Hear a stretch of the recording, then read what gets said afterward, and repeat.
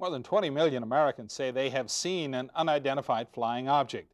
Yet the subject of UFOs is generally scorned by science, journalism, and the government. An Eyewitness News investigation into the topic that was broadcast last November has drawn worldwide attention, and not all of that attention has been positive. Tonight, George Knapp picks up where our previous series left off. The new series is called UFOs, the Best Evidence, ? Gary and Mary Ruth, we've added the question mark for a good reason. There are many unanswered questions about UFOs and about some of the people who claim to have knowledge about the topic, questions about credibility and motives. We'll be taking a hard look at some of those questions this week and beyond. One thing we found is that despite some sniping from other media and the scoffing of government officials, people want to know about UFOs, even some very prominent people. Because I know 15 years ago, if you would have said something, especially with the guys I hang around, they would have gone, right, you know, and when are you going to Sparks? Kent Oram is a hard-boiled, semi-cynical public relations man currently running the election campaign of Nevada Governor Bob Miller. A few years ago, Oram says, he and his wife saw something strange in the night sky over Mount Charleston. And we looked at it for about 2.5 minutes, and it never budged. And at the time, I made a joke to my wife, you know, I mean, if you were under the Starship Enterprise, you know, that's sort of what it might look like. And it was, I would say, it was gigantic, and it was more of a square shape, but it was a lot of lights. And so I had a pair of binoculars in the back of my Ram Charger, so I went to get them. We finally found them, and then we looked up in the sky, and it was gone. I mean, just flat gone. It depends on who I'm talking to about apprehension. You know, they kind of raise an eyebrow at you, you know. Chuck Woodworth is a 20-year veteran of the Metro Police Department, a trained observer who grew up in the shadow of the Nevada test site. He and 4 friends saw their UFO in the desert north of Pioche. All we saw was the light. I'm going to tell you, it's the most intense light I've ever seen. And I've been around some pretty heavy lights. If you stood under the police helicopter at night when they're lighting up an area and they come right down and really saturated with lights, those would be very, very dim to the lights we saw from this distance.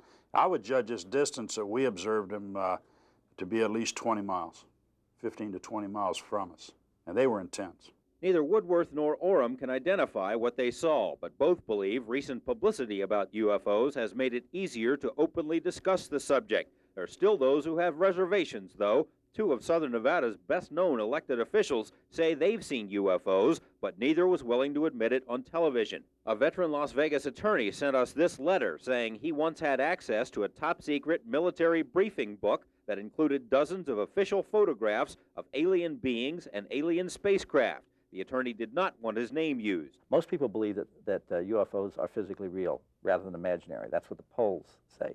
But the different poll also shows that those same people believe that other people don't believe that UFOs are physically real. No one can say just how many UFOs are sighted each year, primarily because it's difficult to report a sighting. Metro Police won't take UFO reports at all and offer no advice on where to send them.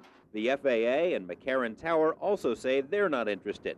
And if you call Nellis Air Force Base, as Ruth Ruiz did, this is the response you'll get.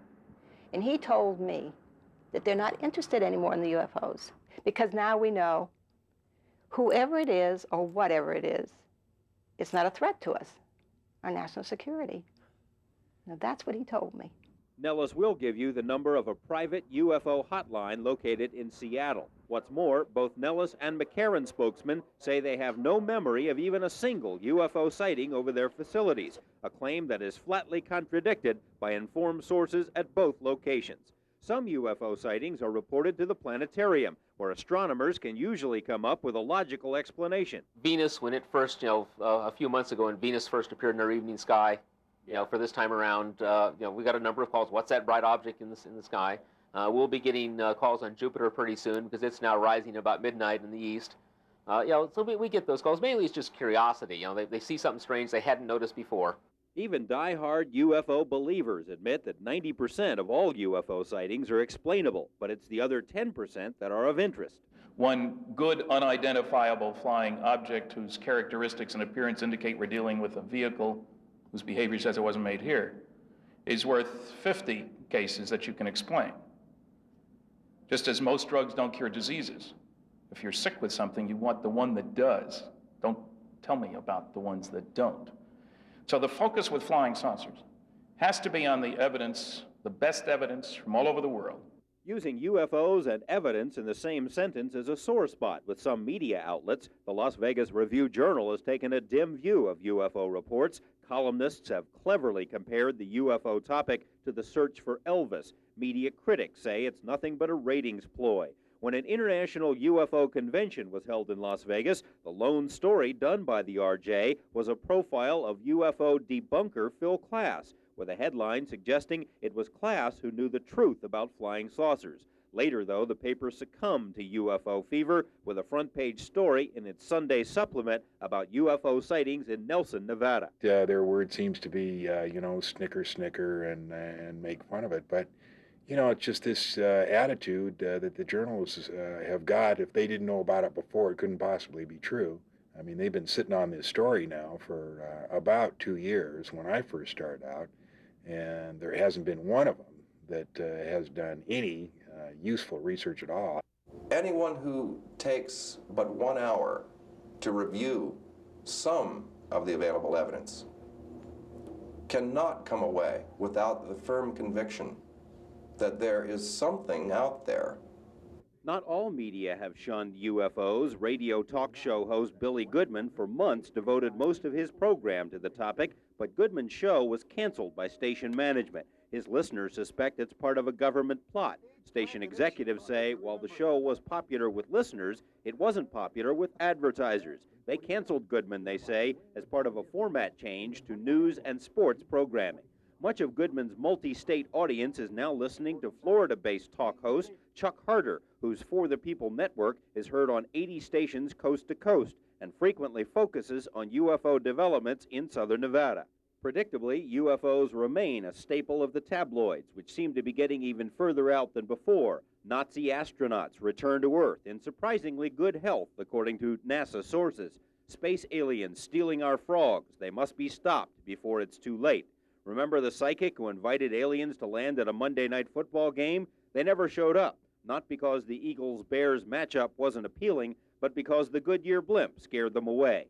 One weekly tabloid featured a story about Bob Lazar, the young scientist who says he worked at S4, a secret Nevada military base where the government is allegedly tinkering with flying saucers of alien origin. The article included hyped-up non-quotes and artists' versions of S4. Lazar has also been featured in UFO magazines. This article demanded that he open up his life for scrutiny by skeptical UFO buffs. Other UFO magazines aren't much different from tabloids. This one awards $10 a month to the person who can rig up the best phony UFO photo. Lazar's story has even made it into Car and Driver magazine. A recent article highlighted a Nevadan named Bob who had built a stealth Corvette for the ostensible purpose of penetrating Groom Lake to capture video of the flying saucers. Lazar's story also caught the attention of at least one television network, Nippon Television of Japan, which sent a crew to Nevada to produce a special about Lazar and Area S4. He seemed to be quite an interesting guy. He knew what he was saying. He's not another fruitcake, who just came out and wanted to tell all the story. So we did some backup check, and there seemed to be some truth. Lee and his crew have produced 17 one-hour programs about UFOs for national broadcast in Japan. He says he can't understand why American networks avoid the topic. For the report on Lazar, Nippon set aside 2 full hours on a Saturday night. I don't know about here, but in Japan, 2-hour special in a Saturday evening from 7 to 9, it's a hell of a, spot there. There are more than a few people who consider the public fascination with UFOs to be downright dangerous. Aviation writer Phil Klass says the belief in alien beings and a government cover-up is, quote, potentially as dangerous as Jonestown. That's the jungle settlement where dozens of people willingly committed suicide. A study by 2 psychologists concluded that persons obsessed with UFOs, especially cigar-shaped flying saucers or rounded discs, are victims of a familiar Freudian syndrome. If an interest in UFOs is a sign of mental aberration, then count the U.S. government as being among the disturbed. Bob Lazar, of course, can recite a litany of strange things he says have happened to him. Tapped phones, break-ins, threats. But even if you don't buy his story, there are others who can attest to a government interest in UFO adherence.